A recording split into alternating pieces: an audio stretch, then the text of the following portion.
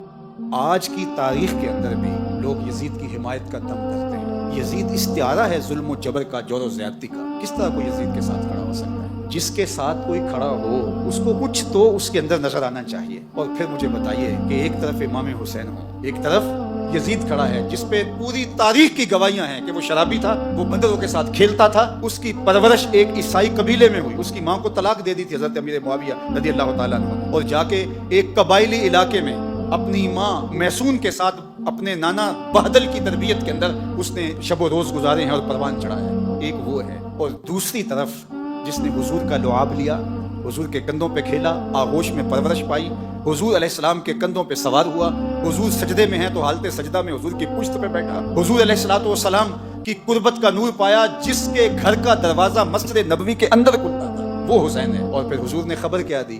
حسن اور حسین جنتی جوانوں کے سردار، سیدہ شباب اہل الجنہ۔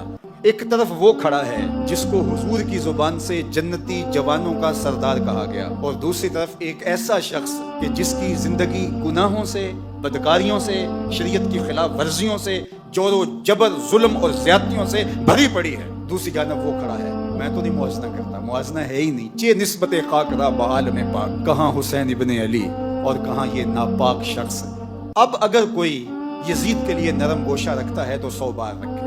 کنت ہم جنس با ہم جنس پرواز، کبوتر با کبوتر باز با باز۔ اب اس کا میلان اگر یزید کی طرف ہے تو ظاہر ہے گندگی کا کیڑا کدھر جائے گا؟ گندگی کا کیڑا پھولوں کی طرف تو نہیں آ سکتا۔ اس لیے جس کی جو جنس ہوگی اس کو وہی قرار ملے گا۔ میں کہتا ہوں تمہیں یزید مبارک، ہمیں حسین ابن علی مبارک۔ اللہ اکبر۔ اللہ نے حسین ابن علی کو جو عظمتیں عطا فرمائی ہیں، جو رفتیں عطا فرمائی ہیں، جو شانیں عطا فرمائی، تو ہمارے لیے اتنا کافی ہے کہ حضور نے فرمایا کہ وہ جنتی جوانوں کے سردار ہیں۔ یہ معال کار ہے، یہ انجام کار ہے۔ یہ حضور نے ان کے معاد کو بیان کیا۔ مجھے بتاؤ، جو باطل پر لڑے اور بغاوت کرے اور عدول کرے اور وہ جنتی جوانوں کا سردار بن جائے، ایسا تو ممکن نہیں ہے۔ یہ بات ذہن میں رکھو، جنت کی سرداری اسے ملے گی جو کرائیٹیریا پہ پورا اترے گا۔ یہ رب کا نظام ہے۔ جو جنتیوں کا سردار ہے اس کے سجدے دیکھو، اس کا رکوع دیکھو، اس کا قیام دیکھو، اس کی عبادتیں دیکھو۔ کسی نے کہا کہ حسین ابن علی نے شہزادوں کی طرح زندگی گزاری اور کربلا میں آ کے شہید ہو گئے۔ اور میاں تم بھول گئے ہو، 26 ہجری میں کون تھا جس نے طرابلس کی جنگ لڑی تھی؟ 30 ہجری میں جنگ جرجان کے لیے کون گیا تھا؟ کون تھا جو میمنہ اور میسرہ پہ اپنے بھائی کے ساتھ کھڑا ہوتا رہا؟ تاریخ سے تم نے کبھی پردہ اٹھا کے دیکھا ہی نہیں۔ یہ حسین صرف مسلح پہ بیٹھا نظر نہیں آئے گا، یہ کئی جنگوں کے اندر کھڑا نظر آئے گا۔ حسین ابن علی نے جنگیں بھی لڑی ہیں اور سجدے بھی کیے ہیں، اور جو سجدہ حسین نے کیا آج تک کوئی کر ہی نہیں سکا ہے۔ اللہ اکبر۔ حسین ابن علی نے سجدہ کیا ہے اور حالت سجدہ میں ان کا سر دست قاتل نے کاٹا ہے۔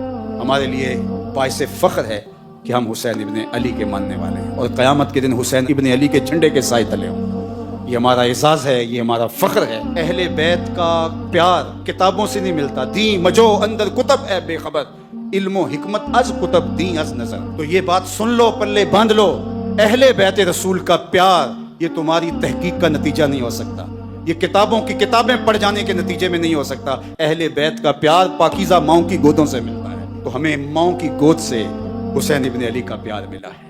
اور اقبال نے کہا تھا، نام تو از پدر آموختم، حضور آپ کا نام میں نے اپنے باپ سے سیکھا تھا۔ یہ کتابوں سے نہیں ملتا، یہ باپ کی آغوش سے ملتا ہے، یہ ماں کی گود سے ملتا ہے۔ اللہ تعالیٰ اہل بیت رسول کی محبت ہمارے رگ و ریشہ میں محو نفوذ کر دے۔ اور یہ بات ذہن میں رکھیے کہ اہل بیت کی محبت اصحاب رسول کے ساتھ کسی عداوت کا سبب نہیں بنتی، اور یہ بھی ذہن میں رکھیے کہ اصحاب کی محبت اہل بیت کے ساتھ دشمنی اور بغاوت کا ذریعہ نہیں بنتی۔ اہل بیت نبوت بھی ہماری آنکھوں کے تارے ہیں، اور اصحاب پیغمبر بھی ہمارے دلوں کا قرار اور سکون ہے۔ اور صحابہ کے لیے اہل بیت کی محبت دیکھیے، اور اہل بیت کے لیے صحابہ کی محبت دیکھیے۔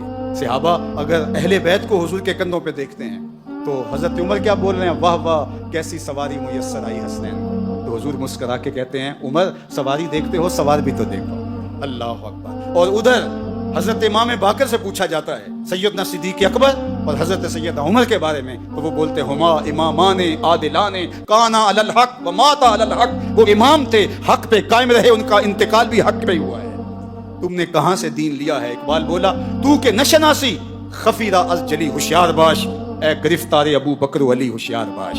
کہا یہ تیرے ساتھ ایک دھندا کیا گیا ہے کہ دو کو الگ الگ جو حضور علیہ الصلوۃ والسلام کے سینے سے پھوٹتی ہوئی ضیائیں تھی، مشکات نبوت کا نور تھی، حضور کی تربیت کا عکس تھے، ایک حضور کا خون ہے، ایک حضور کی تربیت کا رنگ ہے، ان دونوں کو الگ الگ خانوں میں بانٹ دیا گیا اور یہ امت کو تقسیم کرنے کا ایک مکروہ دھندا تھا۔ تو کہ نشناسی خفی راز جلی ہوشیار باش، اے گرفتار ابو بکر و علی ہوشیار باش۔